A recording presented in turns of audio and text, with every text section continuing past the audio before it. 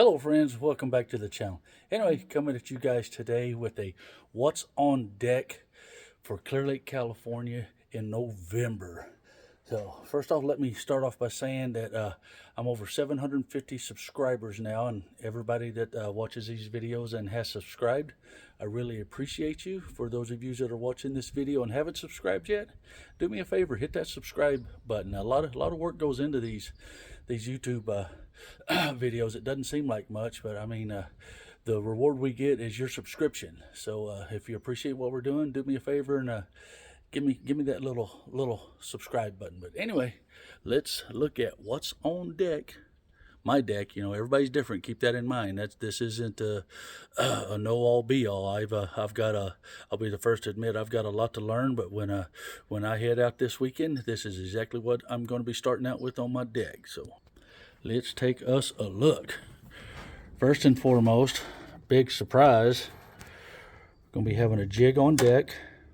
Now keep in mind, my box is still full of other things that I'm going to be going to as the fish give me some hints and let me know what's happening. But I'm going to have a jig on deck, and of course I'm going to be fishing the rock piles and ledges with that, and I'm also going to be flipping the docks with that, and even the toolies. I will treat this like a flip bait sometimes also, because that you notice that's a bigger jig and they just kind of like that thump when it hits, and sometimes that'll trigger that bite. And of course, this time of year you got to have the spinner bait, and I also have the chatterbait. And the reason I have two similar baits exactly like that, because sometimes it's the vibration. I mean, it's the mood of the fish. When you're starting out, you're trying to figure out the mood of the fish.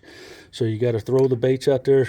Just, you know, people refer to these as search baits, and they will help you find the fish. You can cover the water a little bit faster. So I definitely recommend having both on the deck until the fish give you some hints and you can start narrowing it down. And of course, the LV500. I mean, there's just so many beautiful colors in the LV500, or just really any lipless crankbait will do. This just happens to be the one that I prefer. I just like the sound of them, and I like the action, and they just haven't let me down. You know, I will fish the original hooks. I mean, that just seems like a big no-no to 90% of the people, but hey, a good hook is a good hook, and I fish it until it's not a good hook.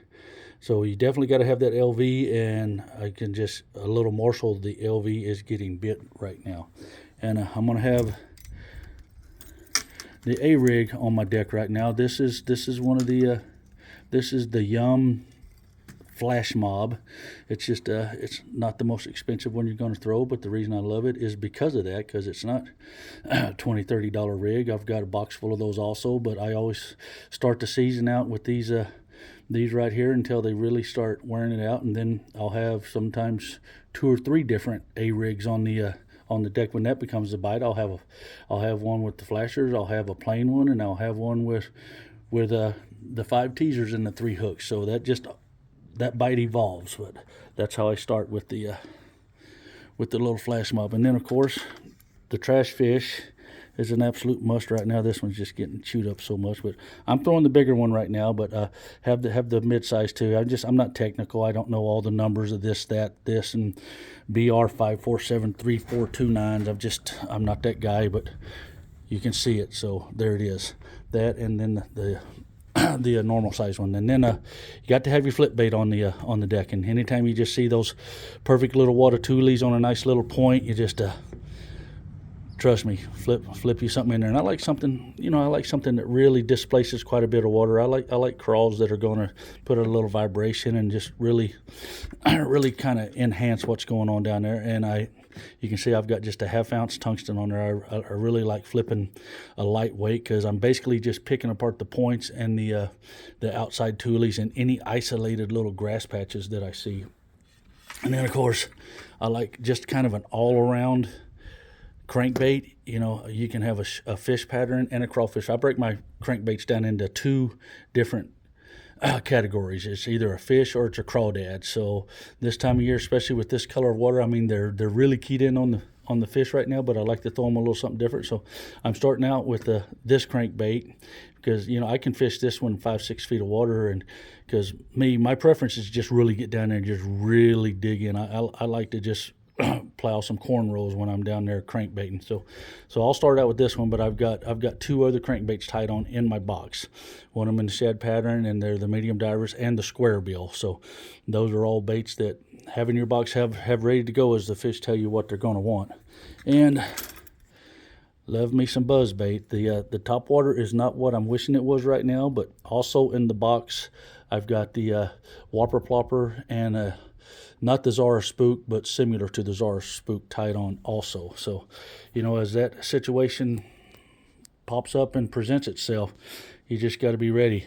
And then, of course, the little Ned rig with the frenzy nail and the drop shot. Those are must-haves on the deck. But like I say, this is what you're going to start out with. This is the good starting point, and just let the fish tell you what they want. But that is just pretty much covering all the bases. And you know, just go fast, go slow, just let the fish tell you what they want, and don't be hard-headed like me and actually give the fish what they want.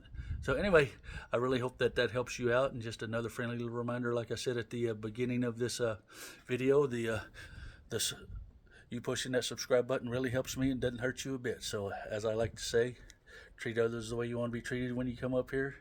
And peace out, baby.